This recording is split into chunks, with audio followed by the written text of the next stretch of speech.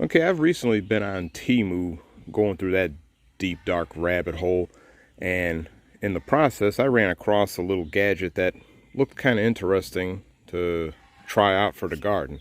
It was cheap, so I said, why not? The thing in question is a solar-powered drip irrigation setup. It's a simple little batch of parts. You got the little module right here with the solar panel and a battery and a little timer module inside that you can program for different intervals, where it basically just turns on for however many minutes or whatever you're trying to do to water your plants. Then it comes with a batch of hose, a bunch of tees, filters, the filter for the water reservoir, as well as the inline filter before you hit the drip irrigation spikes right here, which really it's just a matter of the water squeezing through here and then running down these channels and into the plant. So there's 10 spikes right here as well. So I'm curious to see if this thing will be able to pump up enough volume to feed all 10 of these spikes. As for the setup that's going to be watered by the irrigation apparatus, I have 10 buckets right here with potato plants in various stages of growth. I placed them underneath this apple or pear tree, not sure what it is, but I placed them underneath this tree so they can get shade, because once the summer sun really gets into full swing in the middle of summer, even these plants, when they're bigger, are going to get cooked pretty quick because of the buckets in the dirt heating up extra fast compared to if they were in the ground. One little flaw about raised beds and container planting, I will admit this, but that's neither here or there. They're underneath the tree for shade, so they should be pretty good. Along with 10 buckets, I also have a milk crate with a piece of fence picket board that will hold the solar module box, and I have a salvaged RV water tank that I'll use as the reservoir for the entire ensemble. Hopefully that plastic will hold out enough that it won't explode under the weight of the water that's in there, because it is plastic and it's probably a little bit sun-baked. Either way, the tank, I cut out one of the fittings in there to make it big enough to be able to put the filter in there, as well as fill the thing up, of course. But that'll feed the apparatus so it can water everything for a prolonged amount of time. And hopefully that position where that milk crate is at will still allow the module to catch enough sun to charge the batteries up to keep the thing going for a long time. But in the meantime, the first thing I'm going to do is put an irrigation spike in each bucket. Each spike will be topped off with a short length of hose and a tee from the kit. From there, each row of 5 buckets will be linked together tee to tee with short lengths of hose. This will create 2 manifolds out of the tees and hoses, and both of these manifolds will converge at the milk crate where the solar module will sit. A single feed line will be plugged up with the inline filter to the output side of the solar module. From the intake side of the solar module, a short length of hose will be routed down into the water tank, terminating with the intake filter. On the milk crate, the picket board will be secured in place with screws and washers to hold it down, and then a single screw will be applied at the top of the picket, with which the solar module can be slid onto, securing the module in place on the milk crate picket combination. With that, I can now fill up the water tank with enough water to reach the tops of the open ports on the tank. I can't really go any higher because the ports can't be plugged up due to the degradation of the plastic. But even at this level, there will be plenty of water in place to allow for continuous feeding for hopefully a long time. I'm going to correct myself on part of the installation of this whole setup, which is why it's critical to sometimes read instructions. But the device that I thought was an inline filter is not.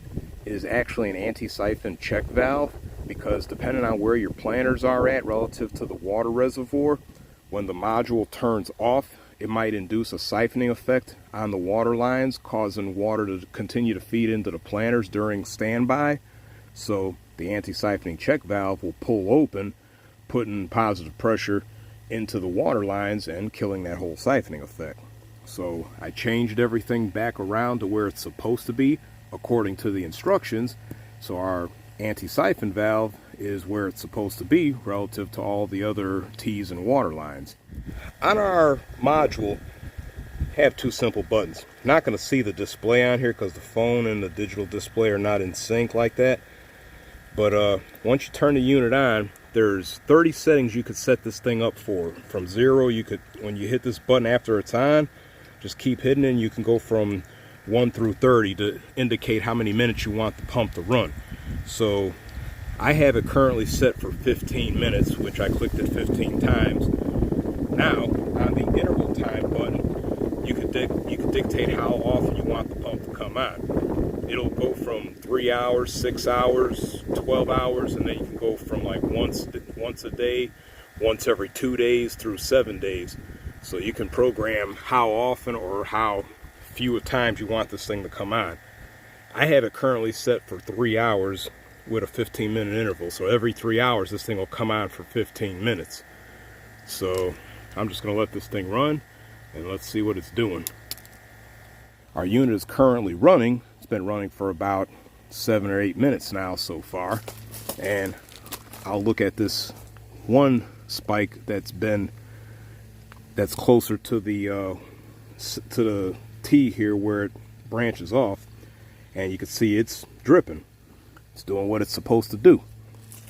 Now some of these little spikes are actually spraying a little water out in a good little steady stream, so that ain't bad either. I don't mind that. Even our far off spike right here on the end of the line is also dripping like it's supposed to. So water is going to continually feed all the way to the end of the manifold. The other side, this one's actually got a little spray action going too, so it's getting plenty of water. So our little pump is actually pumping enough volume to go all the way to either end of the hose circuit, so all 10 planters are going to get water. So with that, our little Temu solar powered drip irrigation system is actually working as designed. Some people might question the quality of this stuff, and I'll be one of them. So I'm obviously going to be keeping an eye on this apparatus as it functions throughout the weeks, the days and the weeks into the summer, just to see how long this thing actually lasts as far as the quality of the plastic, whether it's going to degrade in the sun or just flat out die as far as the electronics malfunctioning or whatever, as well as the longevity of the pump itself. And I'll definitely keep you up to date on that. I'll probably do some shorts to update on the Temu system just to see how long it's actually running for, and if it craps out, I will definitely make note of that too. But until then, I'm going to leave it off here because I done what I wanted to do with this stuff, got it all set up, functioning, and I'm going to let it ride. So until the next time, as usual, hit the like button. Likes are free.